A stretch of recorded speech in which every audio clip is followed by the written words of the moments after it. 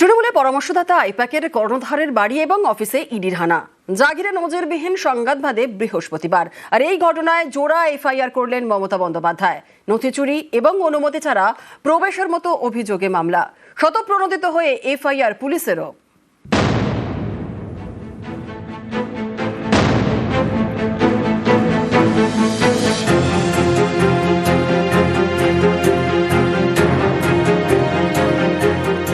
তৃণমূলের পরামর্শদাতার বাড়ি এবং অফিসে ইডির হানা, যা নিয়ে নজিরবিহীন সংঘাত বাধে বৃহস্পতিবার।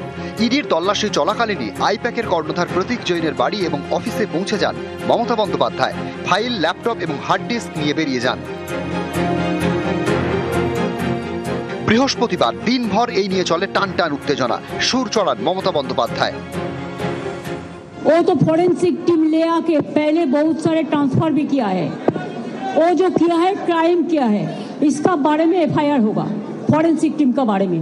আমাদের পার্টির সব ডেটা, সমস্ত ল্যাপটপ, সমস্ত আইফোন বা ফোনে যে সমস্ত স্ট্র্যাটেজি আছে ইলেকশনের, ইনক্লুডিং এসআইআর আমাদের কাজ চলছে মানুষকে সাহায্য করবার জন্য, সেগুলো সব ওরা ফরেন্সিক টিম নিয়ে এসে সকাল থেকে ট্রান্সফার করেছে। এবং সেই অথরাইজ টিমের কাছ থেকে সব কাগজ ছিনিয়ে নেওয়া, সব লুট করা এবং কাগজ টেবিলগুলো পুরো ফাঁকা পড়ে রয়েছে। রণংদেহী মেজাজে চড়া সুর। তারপর জোড়া এফআইআর দায়ের করেন মমতা বন্দ্যোপাধ্যায়। একটি এফআইআর শেক্সপিয়ার সরণি থানায়, দ্বিতীয়টি বিধাননগরের ইলেকট্রনিক্স কমপ্লেক্স থানায়। অজ্ঞাত পরিচয় ইডি এবং সিআরপিএফ আধিকারিকদের বিরুদ্ধে দায়ের করা দুটি এফআইআরে নথি চুরি, ইলেকট্রনিক্স ডিভাইস চুরি এবং অনুমতি না নিয়ে জোর করে প্রবেশের অভিযোগ করা হয়েছে। এফআইআরে তথ্য প্রযুক্তি আইনের একাধিক ধারা যুক্ত করা হয়েছে। মমতার অভিযোগের ভিত্তিতে দায়ের হওয়া দুটি এফআইআর ছাড়াও স্বতঃপ্রণোদিত হয়ে একটি এফআইআর করেছে পুলিশও। সেটি দায়ের হয়েছে শেক্সপিয়ার সরণি থানায়। লড়াই চলছে আদালতেও।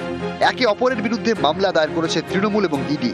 এদিকে আইপ্যাকের কর্ণধার প্রতীক জৈনের বাড়িতে ইডি হানার সময়কার সিসি ক্যামেরা ফুটেজ সংগ্রহ করেছে পুলিশ। নিউজ 18 বাংলা।